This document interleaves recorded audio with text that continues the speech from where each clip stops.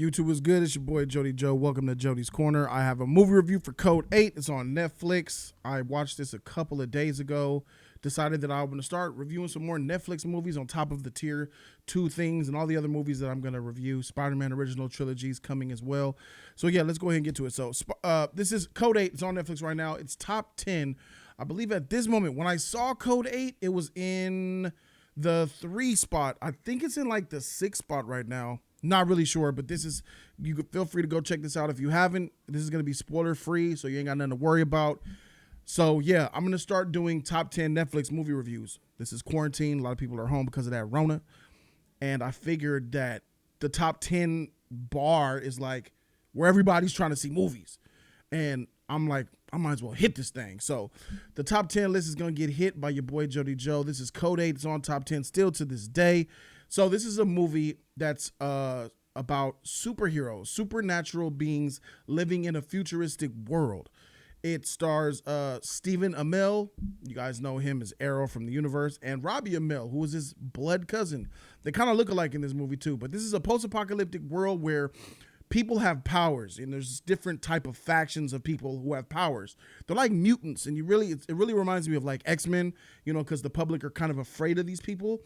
They kind of put laws and they're like minorities because they're feared.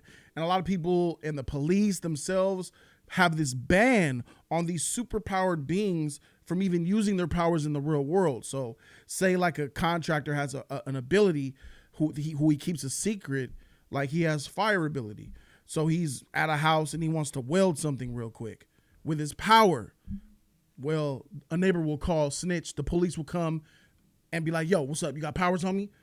Don't be using the powers on me. You know, it's one of those type of situations. So it reminds me a lot of Netflix because, you know, mutant scum, mutants are bad. They're not real civilized humans, and mutant rights, we're equal too. So it's really a lot of that. But this is more of an oppressed people. The people in this world that have abilities are very much oppressed by the government and by society. So a lot of the people who have abilities keep their abilities a secret. And that's where Robbie Amell comes in. He's a character in this show that this show is clearly all about. Plays a character named Connor. He's this regular old dude, handsome cat who works odd jobs to try to make a living for his sick mother, Mary. She has a terminal illness of some sort, and he wants to help her. So he does these side jobs to try to pay for her treatment to cure her.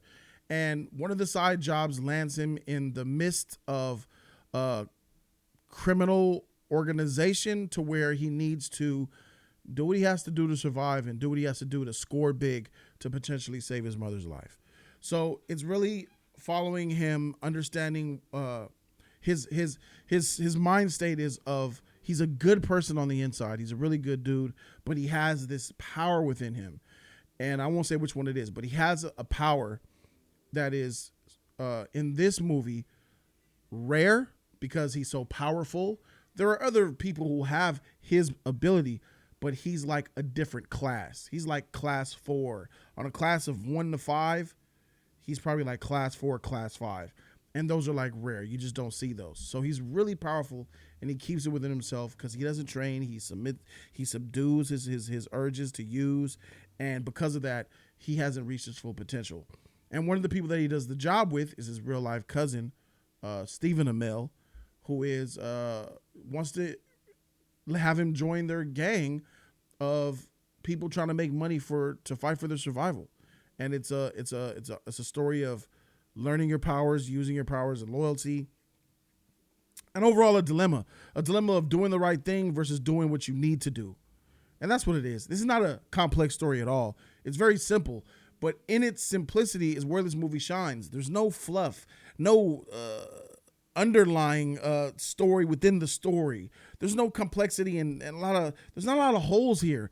They keep it so simple, and that's the best thing going for this. They don't try to do too much, is what I'm saying. And it's cookie cutter, you could say. But in this situation, with this type of huge, expansive universe, it's very, very complimentary to what they're trying to do here.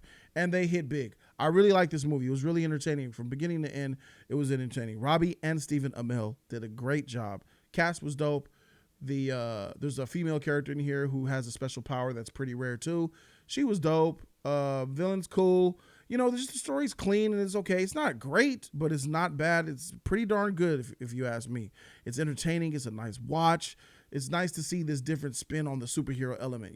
I don't know if they've really other films and TV shows have tried to hit this. I think about Raising Dion, which is very much a kids movie, which is kind of cute and all, but it's a kids movie. It's a kids show. And you've seen X-Men try a few times, but I think that this movie does X-Men better than X-Men. And what I mean by that is the societal impact on it.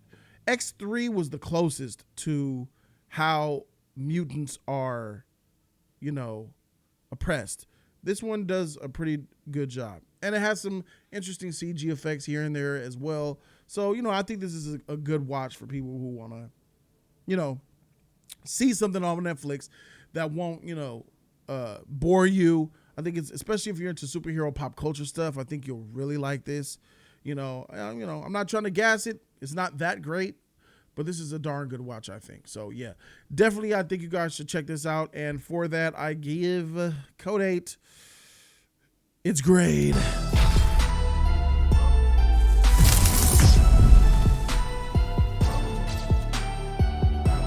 Solid B for Code 8. That's where we're at with it.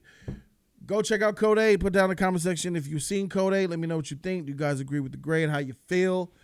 Subscribe to the channel for more content. I'm going to hit some more of these Netflix top 10s. I figured that'd be a nice thing to hit because I know people are watching it. People might want to see it and they want to get a review from it.